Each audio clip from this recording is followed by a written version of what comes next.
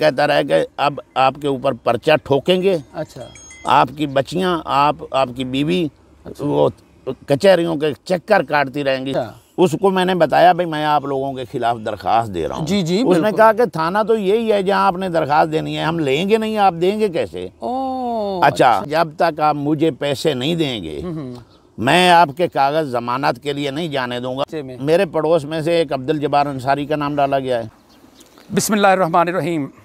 अस्सलाम वालेकुम नाजरीन, आप देख रहे हैं औकात टीवी। मैं हूं आपका मेज़बान अब्दुल जब्बार अंसारी। इस वक्त मैं चक नंबर 30 WB घबेसरावाला तहसील ज़िला विहाड़ी में मौजूद हूं। इस वक्त मेरे साथ मौजूद हैं माहर अब्दुल शकूर। ये सरकारी मुलाजिम रिटायर हैं। गुज़श्ता दिनों पुलिस वालों ने इनके घर पर धावा बोल दिया था, चादर और चार दीवारी का तकद्दुस पामाल किया था और इनको बहुत ज़्यादा प्रेशराइज़ किया और गिरफ़्तार करके गैर कानूनी तरीके से इनको घसीट कर जो है ना वो पुलिस वाले अपने साथ ले गए थे। सारा ये वाक़या कैसे हुआ ये हम माहर अब्दुल शकूर की ज़बानी सुनेंगे। अस्सलाम वालेकुम रहमतुल्लाहि व बरकातुहू। वालेकुम अस्सलाम व रहमतुल्लाहि व बरकातुहू। माहर अब्दुल शकूर, आप कैसे हैं? अल्हम्दुलिल्लाह, शुक्र है अल्लाह पाक। आप सुनाएं जी। बड़ा अफसोसनाक वाक़या आपके साथ पेश आया गुज़श्ता दिनों, इसकी पूरी डिटेल आप हमें बताएंगे। आप बताइए कि ये वाक़या किस दिन पेश आया, क्यों आया, ये हमारे नाज़रीन को बताइएगा ज़रा।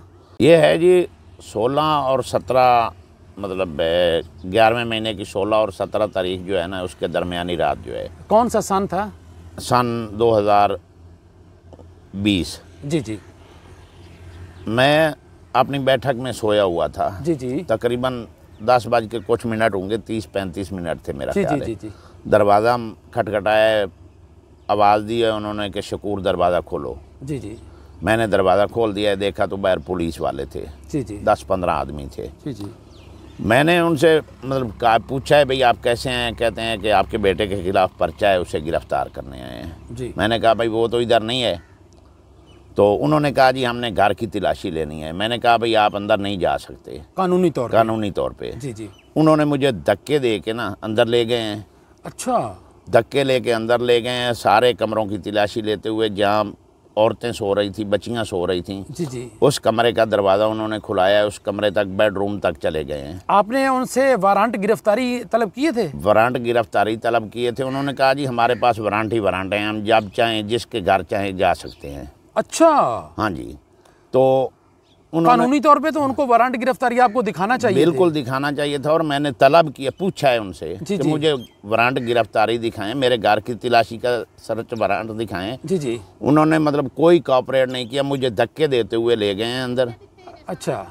वहाँ जो औरतें थीं वो शोर पे निकली हैं, मतलब घर में जो बच्चियाँ थीं, मेरी बीवी थी, जी जी, वो शोर पे निकली हैं, उनको धक्के देते हुए। अच्छा। कि हमने मतलब आपने छुपाया हुआ है, इधर सब कमरों की तलाशी लेते रहे। किसको छुपाया हुआ है? मेरे बेटे का नाम लेते थे, असल शकूर है मेरे बेटे का नाम। तो उसको क्यों गिरफ्तार करना चाहते? उसको गिरफ्तार करना चाहते थे। गाँव का ही एक आदमी है, सियासी मुखालफत की वजह से उसने पर्चा कराया हुआ है उस पर, डकैती का। अच्छा। उसने जो डकैती का वकूआ बनाया है। जी जी। अभी तक पुलिस वालों ने, पर्चा होने के बाद मैं खुद गया हूँ, उस वक्त तफ्तीशी था SI इकबाल। जी जी जी। उसको मैं थाने जाके मिला था। उसको मैंने कहा ये झूठा और बेबुनियाद पर्चा है। जी जी। आप गांव में आएँ, गांव में आके तहकीक करें कि उन्होंने जो पर्चा करवाया है उसमें हकीकत है या नहीं। लेकिन उन्होंने मतलब ये किया है पुलिस वाले। उसने कहा भाई मैं तो बैठा हूँ इधर, मुझे दरख्वास्त आ गई है, मेरे साथ जब लड़का आ जाए ना घर में कोऑपरेट करना। मैंने कहा ठीक है जी हम कोऑपरेट करेंगे, लेकिन आप तफ्तीश करें, तहकीक करें, पर्चा सच्चा है ये झूठा है। जी जी जी। उसने ये किया कि मतलब जब तक वो बैठा रहा है उस वक्त तक वो नहीं आए। जी जी। उसके बाद तफ्तीशी चेंज हो गया, ट्रांसफ़र हो गया मेरा ख्याल है उसका। जी जी जी। तो बाद में जो है ना उस रात वो पुलिस आई है, उन्होंने मतलब आके मुझसे बहुत ज़्यादा बदतमीज़ी की है, मेरे बच्चों के साथ बदतमीज़ी की है। हत्ता कि वापस आए हैं बैठक में मुझे लेके। मैंने कहा है भाई आप इधर बैठें, बात करते हैं बैठ के, मैं आपको चाय पिलाता हूँ। जी जी। लेकिन उन्होंने उसके बजाय उनमें से एक ने कहा कि इसी को उठा लें। क्या नाम था उसका? उसका नाम था तारिक जावेद, SI था गालबन। अच्छा। सब इंस्पेक्टर, इसी को उठा लें। अच्छा।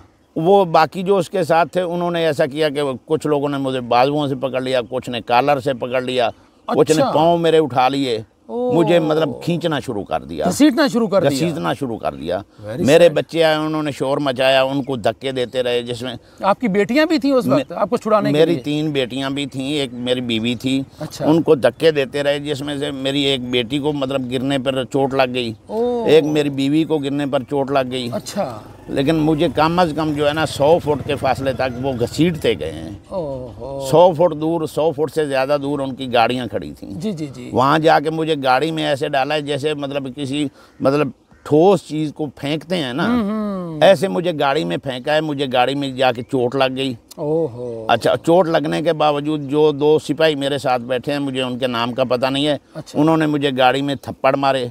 अच्छा। इंतहाई गालियाँ दी, बेगैरत का। मेरे घर में एक मतलब पुलिस वाले एक दोस्त की मोटरसाइकिल खड़ी थी। जी जी जी। उसकी मोटरसाइकिल ख़राब हो गई थी। मैंने ये ताउन किया था कि बत्ती अड्डे के करीब ही उसकी मोटरसाइकिल ख़राब हुई। जी जी। उसने मुझे फ़ोन किया कि मैंने खानेवाल जाना है। जी जी जी जी। अपनी मोटरसाइकिल मुझे दे दें, मेरी ख़राब मोटरसाइकिल अपने घर में खड़ी कर लें। ये आपने पुलिस वाले के साथ ताउन किया? मैंने पुलिस वाले के साथ यानी 2 दिन पहले या 1 दिन पहले ताउन किया है। जी जी जी। वो अपनी मोटरसाइकिल मेरे पास छोड़ गया, मेरी मोटरसाइकिल लेके खानेवाल चला गया, जो कि 1 हफ्ते बाद तकरीबन उसने वापस की।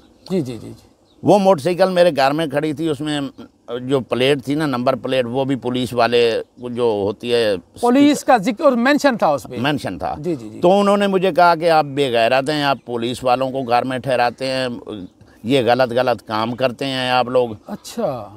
इस हद तक मतलब मेरे साथ उन्होंने बदतमीजी की है। उसके बाद मुझे धक्के देते हुए गाड़ी में डाला, गाड़ी में थप्पड़ मारे, मेरी जेब की तलाशी ली, जिसमें से कुछ पैसे और कागजात थे। जी जी जी। जिनमें 2300 और कुछ रुपए नकद थे। मुझे पता था भाई 2300 से ऊपर ही मेरी जेब में है। जी जी। जब उन्होंने पैसे निकाल लिए, मेरी सारी तलाशी ले ली, उसके बाद मुझसे पूछा कि पैसे कितने हैं। जी। मैंने उन्हें बताया कि 2300 से कुछ ऊपर हैं। ठीक है। वो ले गए थाने में। ठीक है। थाने में मुझे जिस कमरे में ले गए, वहाँ एक आदमी कुर्सी पे बैठा था। जी।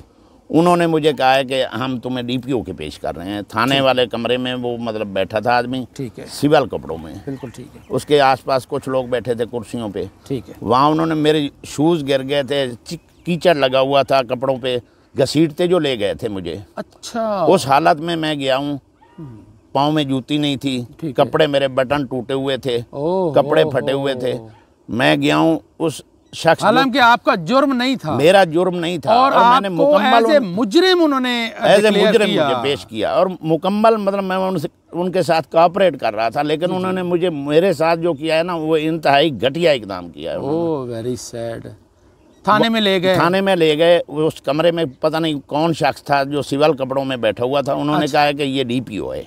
अच्छा। और डीपीओ साहब ने मुझसे पूछने की बजाय उनसे पूछा है, हाँ जी क्या बना? उन्होंने कहा जी वो लड़का तो भाग गया था। अच्छा। उसके वालिद को पकड़ के लाए हैं। अच्छा। डीपीओ साहब जो थे भी कुर्सी पे बैठे, पता नहीं डीपीओ था कौन डीपीओ था या कोई आम आदमी था। उसने कहा जी वर्दी तो नहीं पहनी हुई थी। इन्होंने मजामत की है। अच्छा। उसने कहा पर्चा दे दो। अच्छा, बगैर कोई तफ्तीश, यानी मुझसे पूछे बगैर। मैंने कहा जनाब आप मुझे सुन तो लें, उसके बाद जो आपने फैसला करना है कर लें। लेकिन उसने उन्हें हुक्म दिया कि इनके खिलाफ पर्चा दे दो, सब के खिलाफ दे दो। अच्छा। मुझे फिर बाजू से पकड़ के दूसरे कमरे में ले आए, जो कमरा मुहर्रिर का था। जी जी। मुहर्रिर के कमरे में मुझे कहते हैं बैठ जाओ। अच्छा। मैं नीचे बैठने लगा तो एक बड़ा आदमी खड़ा था, उसने कहा भाई आप इधर बेंच पे बैठ जाएं। अच्छा। मैं बेंच पे बैठ गया। मुझे इतनी ज़्यादा प्यास लगी हुई थी, घसीट के ले गए थे। मेरी उम्र 55 साल के करीब है। जी जी जी जी। तो इतनी ज़्यादा प्यास लगी हुई थी। उस शख्स ने पूछा है पानी पियोगे? सर्दी का मौसम था, 11वां महीना था। मैंने कहा भाई बिल्कुल पीऊँगा। उसने मुझे पानी दिया है।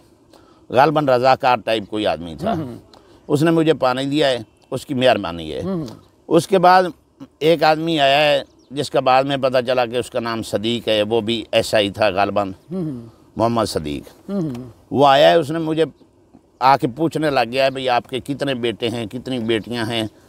मैंने तो समझा भाई वैसे रूटीन में पूछ रहा है। जी जी। लेकिन उसने मुझसे पूछा बेटी का नाम क्या है, शादी हुई है, ये वो, बेटे की शादी हुई है, बेटा किधर है। ठीक है। सबका नाम पूछा है। उसके बाद वो लिख रहा था कागज़ के, मुझे नहीं पता कि पर्चा देने के लिए लिख रहा है या क्यों लिख रहा है, या क्यों लिख रहा है। लेकिन मैंने 100% दुरुस्ती बताया है जो बताया है। उसके बाद उसने कहा है कि आपके अड़ोस पड़ोस में वो घर किसका है। मैंने बताया कि एक घर चिरागदीन अंसारी का है। जी। उसके बेटे कितने हैं उसने पूछा। मैंने कहा जी एक का नाम अब्दुल जब्बार अंसारी है।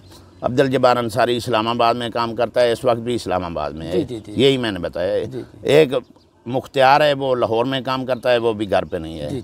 वो चिरागदीन की उम्र का है। मैंने कहा जी चिरागदीन की उम्र तकरीबन 70-75 साल के करीब होगी। मैंने तो ये समझा कि रूटीन में पूछ रहे हैं। जी। उसके बाद उन्होंने तफ्तीश का हिस्सा, हाँ तफ्तीश का हिस्सा है। मुझे क्या पता है क्या किस लिए पूछ रहे हैं। मैंने तो ज़िंदगी में पहली दफ़ा मतलब पुलिस वालों से मेरा वास्ता पड़ा है और मुझे ये पता चला है कि इंतहाई गंदा महकमा है जिसके साथ मेरा वास्ता पड़ा है। या इस महकमे में कुछ लोग इंतहाई गंदे हैं, ये बात है, जो मतलब पूरे महकमे को, पूरे डिपार्टमेंट को ख़राब कर रहे हैं। जी। तो मेरे साथ बहुत बड़ी बदतमीजी, बहुत बड़ी ज्यादती हुई है। जो कि ASI तारिक और उसकी पूरी टीम, SI तारिक और उसकी पूरी टीम ने, तारिक जावेद मेरे ख्याल है उसका नाम था, बाद में पता चला नेम प्लेट लगी हुई थी। अच्छा। उसकी पूरी टीम ने इंतहाई थाने में जाते हुए तक बदतमीजी की है। फिर उस कमरे में बैठते हुए एक छोटी छोटी दाढ़ी वाला था, मतलब तकरीबन उम्र उसकी 30-35 के करीब होगी। वो वहाँ थाने में भी बदतमीजी करता रहा है। अच्छा। ये मुझे कहता रहा है कि अब आपके ऊपर पर्चा ठोकेंगे। अच्छा। आपकी बच्चियाँ, आपकी बीवी, अच्छा। वो कचहरियों के चक्कर काटती रहेंगी, सालों साल गुजर जाएंगे। हाँ। मैंने कहा भाई हमारा कसूर क्या है? हाँ। हमारा कसूर हमें बता दो, मेरा कसूर बता दो, फिर पर्चा काटना। ठीक है। लेकिन उन्होंने मुझ पे पर्चा दे दिया है। पर्चा देने के बाद फिर एक दिन मुझे 24 घंटे के अंदर उन्होंने पेश करना था। उन्होंने ऐसा किया कि 12 बज के कुछ मिनट की उन्होंने गिरफ्तारी डाली है। उधर मुझे ले गए थे 10:35 से, मतलब 45 मिनट पे थाने पहुंच गए थे, 10:45 पे। लेकिन मुझे 12 बज के कुछ मिनट की एंट्री डाली है उधर। उसके बाद उस दिन 24 घंटे गुजर गए, पेश नहीं किया। अगले 24 घंटों में पेश करने के लिए भी वो तारिक जावेद वही मेरे पास आया। जी। मैंने कहा भाई मेरे पैसे जो निकाले थे वो दे दो। जी। उसने मुझे कहा भाई तेरे पैसे तो हमने पुलिस वालों ने बांट लिए हैं। अच्छा, बता दिया? पुलिस वालों ने बांट लिए हैं। हाँ। कुछ कांस्टेबल जो थे उनने ले लिए हैं, कुछ इतने 1300 के कितना मुझे मिला है, बाकी उन लोगों ने बांट लिए हैं। अब्दुल शकूर, मैं थोड़ा सा यहाँ एक सवाल करूँगा कि कोई शख्स आपसे मुलाकात के लिए गया था, सुना है उससे भी पैसे लिए हैं? जी, वो भी मैं बताता हूँ बिल्कुल जी। सईद नामी एक आदमी हमारे गांव का ही है, मेरा अजीज़ है। वो मुझसे मिलने गया था मुलाकात के लिए। उसी वक्त वो तारिक जावेद साहब मेरे पास आए हैं और मैंने अपने पैसों का मुतालबा किया है। आगे उसने कहा है कि जब तक आप मुझे पैसे नहीं देंगे मैं आपके कागज़ ज़मानत के लिए नहीं जाने दूंगा। उस वक्त तकरीबन 2:30 का टाइम था, दूसरे दिन 2:30 बजे का दोपहर का। वो सईद मेरे पास खड़ा था। मैंने सही से कहा यार मेरे पास तो वही पैसे थे जो इन लोगों ने निकाल लिए हैं, आपके पास कोई पैसे हैं तो इनको दे दूं भाई, एक रात चलो पहले घर चला जाऊंगा। उसने 1000 रुपया निकाला है अपने हाथ से ही, उसने 1000 रुपया दिया है उसे, तारिक जावेद को। 1000 रुपया लेके उसने पैंट की जेब में डाला है। साथ उसने ये कहा है कि अभी मैं कागज़ भिजवा देता हूँ, आप वकील से कह दें। उसे कहा है कि वकील से कह दें कि वो तैयार हो जाए, अभी मैं कागज़ भिजवाता हूँ, ज़मानत हो जाएगी। लेकिन वो पैसे लेके अंदर गया उस कमरे में, कमरे से होके बाहर आ गया है। आगे बेंच, गेट के सामने एक बेंच रखा हुआ है सीमेंट का, उस पर जाके बैठ गया है।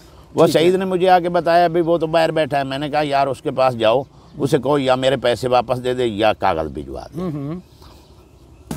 सईद उसके पास गया, उसने कहा भाई मैंने कह दिया है कागज़ भिजवा देंगे, अभी ये ज़मानत हो जाएगी। लेकिन उस दिन ज़मानत नहीं हुई, ना उन्होंने कागज़ भेजे ना ज़मानत हुई। दूसरे दिन वो कागज़ ले गए, तकरीबन 1-1:30 बजे के करीब मेरी ज़मानत हो गई। ज़मानत होने के बाद मैं सीधा आया हूँ तफ्तीशी के पास। उसके पास आके मैंने कहा यार हमारा जो है ना मामला वो सुन लें, सुनने के बाद उसका मसला हल करें। उसने मामला सुनने की बजाय मुझे ये कहा है कि इस लड़के को, इमरान नामी लड़का था, उधर उसी के कमरे में, मोहम्मद सदीक के कमरे में वो बैठा हुआ था, अलहदा उसका टेबल था। उसका काम ये था, वो जो बता रहे थे उसके मुताबिक भाई इसने आप लोगों का लिखना है, जो मतलब कागज़ वगैरह तफसील लिखनी है, इसको 1000 पैसे दे दें। अच्छा। मैंने कहा जनाब मेरे पास पैसे नहीं है, मैं कैसे दे दूं, अभी तो थाने से छूट के आ रहा हूं। लेकिन मैं उधर मतलब मेरे रिश्तेदार गए हुए थे, उनसे मैंने 1000 रुपया लिया था भाई, मोटरसाइकिल वगैरह ये मतलब शहर से कुछ लेके जाऊंगा बच्चों के लिए। वो उसने कहा नहीं जी, इसे पैसे देंगे तो ये लिखेगा। अच्छा। मैंने 1000 रुपया निकाला, उसको दे दिया, कहते हैं ये कम है। अच्छा। मैंने कहा यार मेरे पास यही 1000 रुपये है, आप मेहरबानी करें लिख दें, और लिख जो सच है वो लिख दें। मैंने उनको ये नहीं कहा कि झूठ लिख दें, लेकिन उन्होंने सच में ये लिखा, सारा झूठ का पलंदा उन्होंने कर दिया है कि हम तफ्तीश के लिए उधर जाते रहे, मैं जाता रहा हूँ, मेरा कज़न है जिसका नाम था, इसमें पर्चे में उन्होंने ज़बरदस्ती डाल दिया। उसका कोने में घर है, उसके साथ गाड़ियां खड़ी की हुई थी, वो बेचारा पूछने आया था। भाई आपके पड़ोस में से किस किस का नाम डाला गया है पर्चे में? मेरे पड़ोस में से एक अब्दुल जब्बार अंसारी का नाम डाला गया है। अब्दुल जब्बार अंसारी कहाँ होता है? अब्दुल जब्बार अंसारी उन दिनों भी इस्लामाबाद में था, साफ़ी है। अच्छा, तो आपने उनको बताया भी था कि ये साफ़ी है? फिर मैंने उनको बताया था वो साफ़ी है और इस्लामाबाद में होता है। जी जी जी। अब भी इस्लामाबाद में है। उसका नाम बाद में मुझे जब पता चला ना, भाई पर्चे में नाम दिया है। अच्छा। मैंने उन्हें वहीं बताया थाने में, भाई ये तो आपने गलत किया है। हाँ। तो उन्होंने पहले कौन सा उन्होंने आपको उठाकर सही काम किया था जो आप दोबारा हाँ सही करते वो? फिर वो रिटायर्ड है फौजी हक नवाज, उसने आके उनको तारुफ भी यही करवाया है कि मेरा नाम फौजी हक नवाज है, रिटायर्ड हूँ। तो मैं ये पूछ रहा हूँ भाई इसे किस जुर्म में उठा के ले जा रहे हैं? ठीक है। उसके पूछने पे उन्होंने उसे भी सजा दी है भाई, मतलब वो उसका नाम भी डाल दिया है पर्चे में। अच्छा। वो रिटायर्ड फौजी था, महकमा तालीम में अभी मुलाजमत कर रहा है दोबारा सिक्योरिटी गार्ड की। उसका नाम भी पर्चे में डाल दिया है। वो बेचारा धक्के खा रहा है मेरे साथ, वो भी धक्के खा रहा है। कितने लोगों पे पर्चा किया गया? पर्चा 5 लोगों पे किया गया। अच्छा, जिनमें तो अब एक मेरी बेटी का नाम जिसको चोट लगी थी, यानी इन्होंने अपने दिफा के लिए पर्चा कर दिया भाई ये लोग पर्चा ना करवाएं हम पे। तो आप लोगों ने फिर इसके खिलाफ कोई कार्रवाई की या कोई एफआईआर दर्ज करवाई है? हमें इतना धमकाया गया। अच्छा। कि हमें थाने में जो कहा गया है ना, उसके बाद मेरा ख्याल है कि कोई शरीफ आदमी अपनी बच्चियों को, अपनी औरतों को थाने कचहरी के मामला से हज़ारों कोस दूर रखने की हम कोशिश करते हैं, पहले भी और फिर भी करेंगे। क्यों, क्या हुआ वहाँ थाने? वही भाई आपके ऊपर, आपकी बेटी के ऊपर, आपकी बीवी के ऊपर हम पर्चा दे रहे हैं, आप लोग सालों के हिसाब से धक्के खाते रहेंगे थाने कचहरी के। और इंतहाई बदतमीज़ अल्फाज में वो दाढ़ी वाला जो मैं बता रहा हूँ ना, उनकी टीम में शामिल था। 14-15 आदमियों की टीम थी, उनमें शामिल था वो। इन घटिया अल्फाज में, यानी जो बच्ची के बारे में, बीवी के बारे में कोई गैरतमंद आदमी सुनना पसंद नहीं करता। जी जी जी जी। वो ऐसे घटिया अल्फाज के साथ मुझे बता रहा था भाई हम ऐसा कर रहे हैं आप लोगों के साथ के सालों तक आप धक्के खाते रहेंगे। और वही हुआ है कि मतलब मेरी बीवी, बेटी, उसके ऊपर पर्चा हो गया है, मेरे ऊपर पर्चा हो गया है। तो आपने ये पर्चा क्यों नहीं दर्ज करवाया कि इन लोगों ने धावा बोला है, चादर और चार दीवार का तकद्दुस पामाल किया और हमारे साथ ज्यादती की, मुझे बिला वजह जो है ना वो उठाकर इन्होंने खुद गैर कानूनी काम किया है। तो आपने ये पर्चा आपका बनता था, आपने एफआईआर दर्ज क्यों नहीं करवाई? जी मैंने ये बात की थी जी। उन्हीं लोगों ने मेरा पर्चा दर्ज करना था जिन लोगों ने पहले अपना पर्चा दर्ज कर लिया था। जी जी जी। मेरी बात सुनना उन लोगों को पसंद नहीं आती थी। बिल्कुल पसंद नहीं, लेकिन दरखास्त देना तो आपका कानूनी हक था। दरखास्त देना कानूनी हक था। अगर दरखास्त कोई वसूल करता तो नहीं, आपने दरखास्त दी है उनको लिख कर ले गया था। मुंशी ने कहा भाई दरखास्त, हम पागल हैं, हम अपने खिलाफ पर्चा लें। अच्छा, हम पागल हैं अपने वो तारिक जवेद मुझे मतलब गेट पे मिल गया। अच्छा, उसको मैंने बताया भाई मैं आप लोगों के खिलाफ दरखास्त दे रहा हूँ। जी जी। उसने कहा कि थाना तो यही है जहाँ आपने दरखास्त देनी है, हम लेंगे नहीं, आप देंगे कैसे? अच्छा। फिर उन्होंने मतलब हमारे गाँव का ही एक आदमी है, जी जी, उसको कहा कि हमने मतलब मैं बार बार उसे कहता रहा कि तारिक जवेद के साथ फ़ोन पे रब्ता करता रहा भाई बराए मेहरबानी मेरे पैसे दे दें। जी जी जी। उसने मुझे 2000 रुपये वापस भेज दिया है। अच्छा। 3300 रुपये मुझसे वसूल किया था, 1000 रुपये सईद से वसूल किया। ठीक है ठीक है। 2300 और कुछ रुपए मेरी जेब से निकले थे। अच्छा अच्छा अच्छा। 2000 रुपये मुझे उसने वापस भेजा है। जी जी जी जी। शायद इकबाल है साहब वाइस चेयरमैन है हमारे गांव का है। अच्छा। उसके हाथ 2000 रुपये उसने वापस भेजा है। बाकी उसने आके आसन को दिया है। आसन हमारा दुकानदार है। जी जी जी। करीबी है हमारे घर के, भाई अब्दुल शकूर को दे देना। जी जी जी। उसने मुझे 2000 रुपया दे दिया है। 1300 रुपया उनमें से मेरा रहता है। 1000 रुपया वो मोहम्मद सदीक SI ने इमरान नामी लड़के को दिलवाया था। गालबन वो कांस्टेबल है या मुहर्रिर है क्या है वो, मतलब उन्होंने ले लिया बतौर रिश्वत। जी जी जी। लेकिन हमारे आगे उन्होंने ज़्यादती ये की है कि हम तफ्तीश के लिए जो असद के ख़िलाफ़ पर्चा था उसकी भी, और जब हमारे ख़िलाफ़ पर्चा जिसमें असद का नाम भी उन्होंने डाला है, असद मौके पे ही नहीं था, अच्छा, उसमें असद पे भी पर्चा दे दिया है। उसके लिए हम जाते रहे, 3 बार उनके पास गए हैं, मैं गया हूँ, फौजी हकनिवाज गया है, एक मेरा दोस्त है 42 WB का सरफराज, जी, वो जाता रहा, एक और उसके साथ उसका दोस्त था, जाते रहे, बार बार उसे कहते रहे मोहम्मद सदीक को, भाई आप मुदई पार्टी को बुलाएं, हमारे साथ बैठ के बात करें, अगर हमारा कसूर बनता है तो पर्चा बहाल रखें वरना खारिज करें। उसने हमें ये कहता रहा है कि जो तारीख थी ना, उस मतलब 18 गालबन तारीख थी, जो 12वें महीने की 18 तारीख पड़ी थी ना, उस पे उसने 17 तारीख को फिर हम शाम को उसके पास गए हैं। उसने ये कहा है कि मुझे टाइम नहीं मिला, मैं ऐसा करता हूँ कि मैं आगे तारीख ले लेता हूँ, उस तारीख पे उनको बुला के आपका फ़ैसला कर दूँगा, अभी तक मैंने मुद्दइयों को बुलाया भी नहीं है, ऐसा कहा। उसके बाद उसने ये किया कि वो तफ्तीश मुकम्मल करके उसमें लिख दिया कि मुद्दई आते रहे, जबकि मुद्दइयों को पता ही नहीं था। अच्छा, मुद्दइयों को ये भी पता नहीं था भाई पर्चे की कार्रवाई कहाँ है कहाँ नहीं है, स्टेटस क्या है, स्टेटस क्या है। उसने मतलब इंतहाई जानिबदारी। हाँ जी, उसने लिख दिया कि मुद्दई बार बार आते रहे, मुल्ज़मान को मैं बुलाता रहा हूँ, मुल्ज़मान एक दफ़ा भी नहीं आए। अच्छा, जबकि आप मौजूद बैठे हैं? हम मौजूद बैठे हैं, बार बार गए हैं। अच्छा, लेकिन तफ्तीश में जो ज़मनी मेरा ख्याल कहते हैं, ज़िमनी, वो उसने जो मुकम्मल किया है उसमें उसने यही लिखा है कि मुद्दई बार बार आते रहे हैं, मुल्ज़मान को मैं बुलाता रहा हूँ, वो आया नहीं है। जबकि हकीकत ये है कि मुल्ज़मान बार बार जाते रहे हैं, तो मुद्दई को मतलब उन्होंने बुलाया ही नहीं है, मुद्दई को पता ही नहीं है भाई सूरत हाल क्या है, हकीकत क्या है। वो कचहरियों में जब गए उसने, उस वक्त वकील ने देखा, वकील ने कहा भाई इसने तो कमाल कर दिया है, आप लोग गए नहीं थे। मैंने कहा जी हम बार बार जाते रहे हैं, हमारे गवाह मौजूद हैं जिनकी मौजूदगी में हम बार बार जाते रहे हैं, लेकिन उन्होंने हमारे बिल्कुल खिलाफ लिख के, बिल्कुल जानिबदारी, पता नहीं जो पर्चा उन्होंने शुरू से बनाया है उसका मुद्दई मोहम्मद नवाज पाशा उर्फ पाशा है, हमारे गांव का ही है। वो उसके महल्ले में चले जाएं, आप लोग चले जाएं, बेशक मतलब जो सहाफ़ी हजरात हैं वो चले जाएं, जाके तफ्तीश कर लें, तहकीक कर लें भाई इधर कोई डकैती हुई है।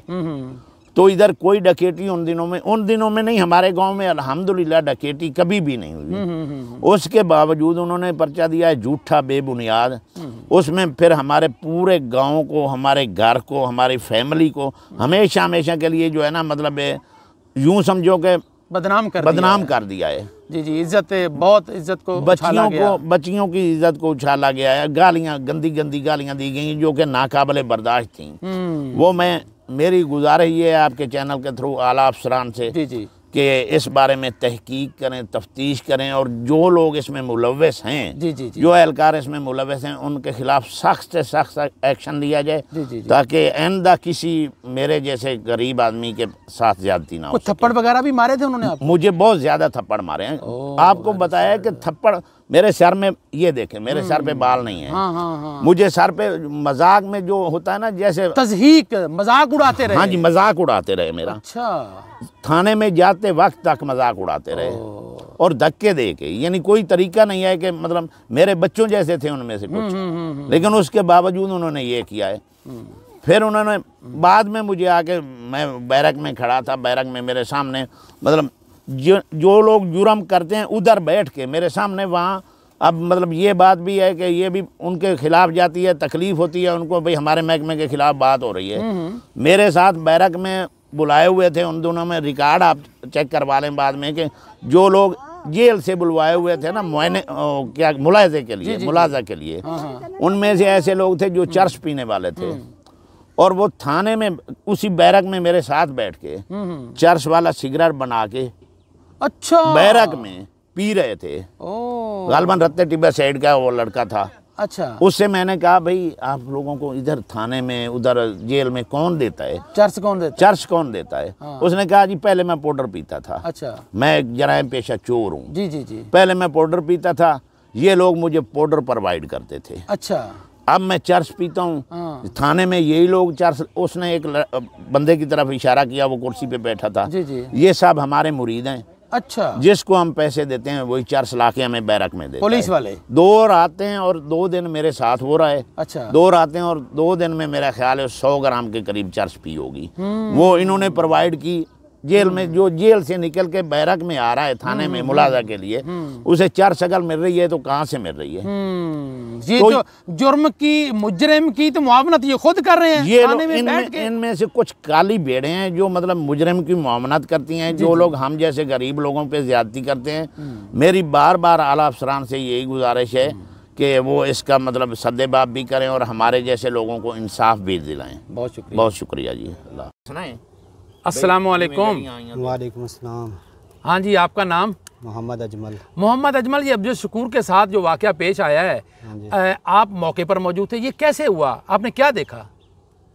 सर असा सुते पे से अपने कमरे के अंदर। अच्छा, सानू बाहर थोड़े इन्हां दे नाल है घर? हाँ, नाल ही घर है पे। अच्छा, सानू बाहर शोर दी आवाज़ आई है पी। अच्छा, मैं बाहर निकलिया को अपने गेट दा दरवाज़ा खोलते ते अब्दुल शकूर नूं जेड़ा ना पकड़ी बयान पे।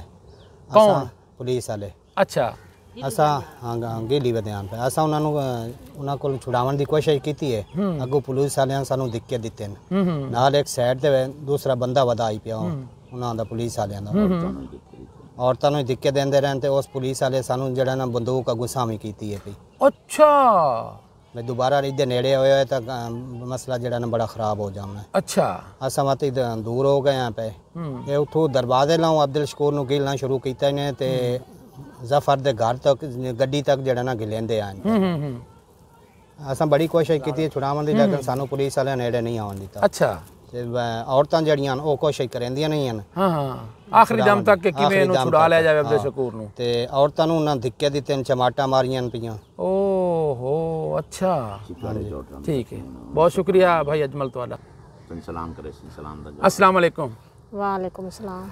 अब्दुल शकूर दी बीबी जी हाजरा बीबी साढ़े नाल मौजूद है। हाजरा बीबी वो जेड़ा पुलिस वाले तुहाडे घर ते मतलब धावा बोलिया है वो तुसां उत्थे घर च मौजूद हो जावे कि तुहाडे नाल कोई बदतमीजी कीती उन्होंने क्या होया? मामला किवें पेश आया? हाँ जी, ये सब आपदे कमरे च सुतियां हुई से बैठे के चू अब्दुल शकूर नूं उठा ते लाया ने तलाशी लमन पर। अच्छा, अंदर असा हासे असा के इथे कोई बंदा कोई नहीं अंदर तुहाडे तुसा क्यों अंदर वड़े ने? हाँ, अगू बकवास थले उन्हें गंदी मारी है पुलिस वाले थले गाली कढ़न लग गए। अगू असा के जबान ना मारो तुसा तुहानू अंदर इजाजत ही कहीं नहीं तुसा क्यों अंदर वड़े ने? जी जी जी जी। मुड़ अब्दुल शकूर ने ध्रू लिया ने पकड़ लिया ने इनू घीलन लग गए। असा भाज पिया छुड़ावन पारू। अच्छा, मैनू धक्का दिता ने मैं ढट्ठियां मेरे मोढे ते चोट खाली मेरे पट्ठे उता नहीं होंदी बाह चोट लग गई। अच्छा, सज्जी बाह। अच्छा, मेरे बच्चों नू धिक्के देंदे वते असा हाल हाल गति वते भी इनू छुड़ा लूं किसी तरह बंदा तो जेड़ा लमना इन्हें पेश करे साचा उन्हें नहीं छोड़िया। उन्हें गाली गंदियां कढ़ी रखियां जबाना मारी रखियां। असा रोनियां रहियां बेटियां नाल छुड़ावणे च बेटियां मेरियां नाल उन्हां नू धक्के मारे उन्हां नू धक्के मारे ने मेरे बेटियां नू धक्के मारे ने मैनू धक्के मारे ने। अच्छा, ते बदतमीजी की ने तो कोई गंदा अमला ऐसा गंदा अमला हाँ बड़ा बदतमीज अमला जेड़ा ये सारे घर ता आया। बहुत शुक्रिया हाजरा बीबी। तो नाजरीन, अब्दुल शकूर जो जिनके साथ ये सारी पुलिस ने ज़्यादती की कार्रवाई की, इनके मतलब बेटियों को इनकी बीवी को घसीटा गया, इनको घसीटा गया, इनको थप्पड़ मारे गए, ये सारी दास्तान गम आपने सुनी अब्दुल शकूर की ज़बानी। तो मुझे इंतहाई दुख हुआ, अफसोस हुआ इनकी ये बात सुनकर। तो मैं आला हुकाम से और मुतल्लिका जो पुलिस के हुकाम हैं उनसे गुजारिश करूँगा कि इस मामले को अच्छी तरीके से देखा जाए, इसकी तफ्तीश की जाए, चाहे वो सिविल हैं चाहे वो पुलिस अफसरान हैं। ये तो लोग देहात के लोग सादा लोग दरख्वास्त जो है ना वो उनकी वसूल ही नहीं की उन्होंने दरख्वास्त, तो उस पर अमल दरामद तो क्या होना था। जब मैंने इनसे पूछा कि आप लोगों ने दरख्वास्त के बारे में क्यों नहीं सोचा, तो इनका ये कहना था कि हम दरख्वास्त किसको दें, जिनके ख़िलाफ़ हमने दरख्वास्त दी उन्होंने ये इसकी तफ्तीश करनी है, इसको इन्वेस्टिगेशन करनी है, तो ये कहाँ हमें कौन इंसाफ देगा। तो मैं आला हुकाम से ये कहूँगा कि IG पंजाब से वज़ीर आज़म इमरान ख़ान से कोई इस मामले को देखें। ये छोटा मामला नहीं है, ये बहुत बड़ा मामला हुआ है। और इन लोग जो इस मामले में मुलव्वस हैं पुलिस का एहलकारान, और DPO का देखें उसने बग़ैर तहक़ीक़ के कह दिया कि इस पर पर्चा दे दो। और मैं नाज़रीन आपको ये भी बताता चलूँ कि उस पर्चे में मेरा नाम भी शामिल है। पहले मैं समझ रहा था शायद ये नाम अब्दुल जब्बार और भी कोई होगा, लेकिन उस पर्चे में उनकी आप देखें दीदा दिलेरी के मेरा, उन्होंने बताया कि ये इस्लामाबाद में है, फिर भी उन्होंने पर्चे में ये मेंशन किया कि अब्दुल जब्बार, हक नवाज़ और दीगर लोग असद को जो है ना वो छुड़वा के ले गए हैं। तो भाई अगर हम असद को छुड़वा सकते हैं तो आपकी इतनी नफरी थी तो आपने असद को छुड़वाने क्यों दिया? अब्दुल जब्बार अंसारी को इजाज़त दीजिए। अल्लाह हाफिज़।